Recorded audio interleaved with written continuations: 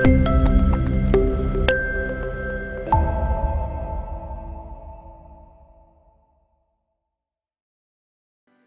good afternoon to everyone. Thank you, KUIDFC, for inviting me to this session, and respected chair and everyone on the dais, and respected ladies and gentlemen. I come from a development bank called KFW. It's a German development bank. It channelizes the overseas development assistance to various countries. We have a footprint of around 6 billion euros in loans, of which a third is in the urban development sector. We finance water, sanitation, solid waste management, stormwater management, and other allied sectors. And also we have a mobility vertical. We are currently active in financing sanitation solutions in a couple of states, and we are also investing in a couple of funds, the Tamil Nadu Urban Development Fund and the OUIDF, which has been set up by KFW. And our focus has been predominantly environmental conservation and also looking at climate as a key angle to invest. Now, when we come to our session today, it's an investors meet. When we see the Smart City program, when it was conceived in 2015, it was launched as a paradigm shift from the regular, what we call is the central sector schemes. And the whole allocation of the 500 crores per smart city was meant to leverage a lot of high financing beyond whatever was being provided by the government of India. But unfortunately, the numbers speak the otherwise. If you really see the 500 crores, the typical mentality of the government of India allocations, plus the state government share, plus the urban local body and possibly PPP. So the rough size of each of this city has been roughly 2,000 crores. So that is like the same. If you see even the 14,000 crores in the 7 cities, it approximates, and you can see the total volume. So technically, if we really see this smart city mission, we are looking at, we haven't gone to the dare to dream in the smart cities, but still the time is not lapsed.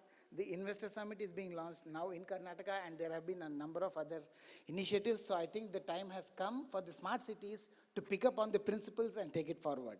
Now, to take this forward, since the theme of this also is public-private participation, we should always look at how the projects are structured. Project structuring is one of the most important parameter in this. If the projects are not well structured, then the investments won't come, and the projects will be designed to fail. So with this in mind, when we are looking at PPP, we always see that, PPP hasn't taken shape as much as it should. We always consider that, private sector here is only for profiteering, so there is a kind of distrust. So the partnership in the PPP is missing. And there are all these one-sided contracts that we design, so which impedes the investments. So I think there is a conscious decision that the governments and the SPVs have to take as to how we can foster this partnership. So these are some of the elements that I wanted to talk about on the PPP side. We should be careful that, the private sector doesn't have a magic wand. They are not going to solve all the problems that possibly the government couldn't solve in last, say, 50, 60 years.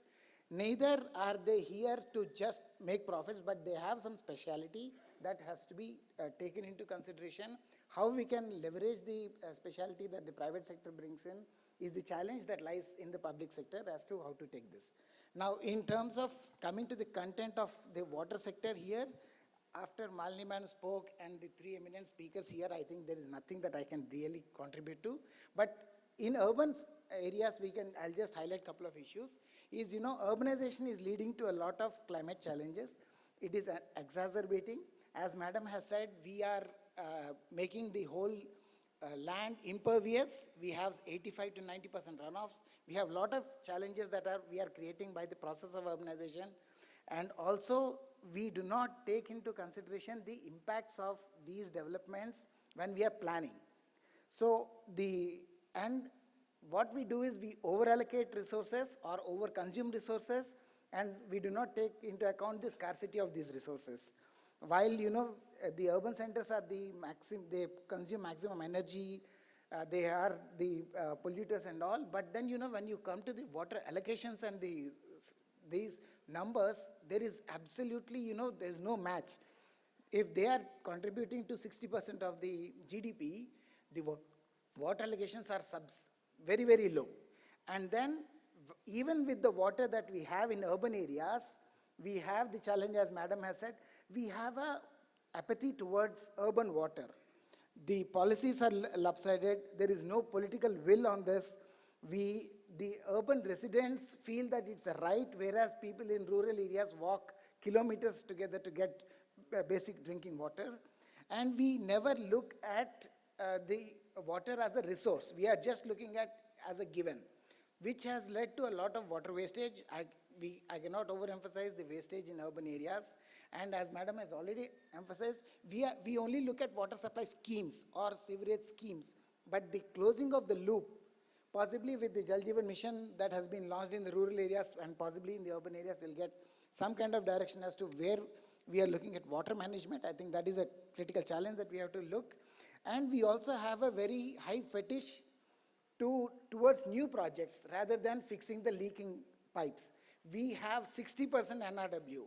Nobody wants to invest there. We have been, means as a development bank, we have been going and negotiating, practically begging the state governments to take up water conservation and fixing the leaking buckets. But desal is the new buzz. Everyone wants to invest in desal, new technologies, everything, but the desal, which is probably 3 or 30 times costlier than the regular water that is produced, when it comes to a 60% NRW, we are multiplying the investment that we are making. Now, in terms of the way forward, if we look at, we have a very simple solution already outlined by several speakers here. The critical issue, as Mr. Bakshi told in this morning, is the regulation. I think regulation is a must, and without regulation and the data in the public domain, I don't think the kind of changes that are required in the sector will come out.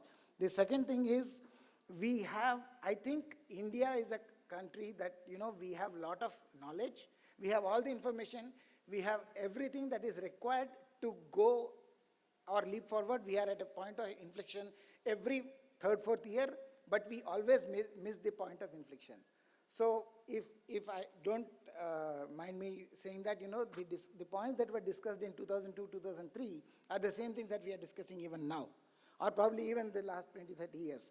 But I think there should be a point of inflection, and we should possibly take some bold initiatives. We have Israel as a very good example, as everyone has emphasized here. MWRRA is a very good regulator that we have. We may have an economic regulator. So we have all the knowledge, we have the intent is missing. I think probably with dynamic political and executive leadership, I think we can make that happen. I have 3 main points that, I want to conclude on. The first thing is, of course, this is beyond the jurisdiction of anyone here. Can we think or look at water as a concurrent list subject instead of being it a state subject? Is that possible? Because that, I think, is one of the key impediments. We are not looking at the water resource management. Everyone is looking at, there are interwater disputes and all. This is leading to a lot of challenges. Is that a solution? Maybe it is not. The electricity reforms that have been brought in the country, I think that kind of reforms are required in the water sector as a whole. And the third one is, we should be very, very cognizant of the fact that, we are not far off from the 0 day, which was experienced in South Africa. 90% of all our cities are very, very near to the 0 day. So I think we should take it very, very clearly that, we do not have time, and the time to act is now.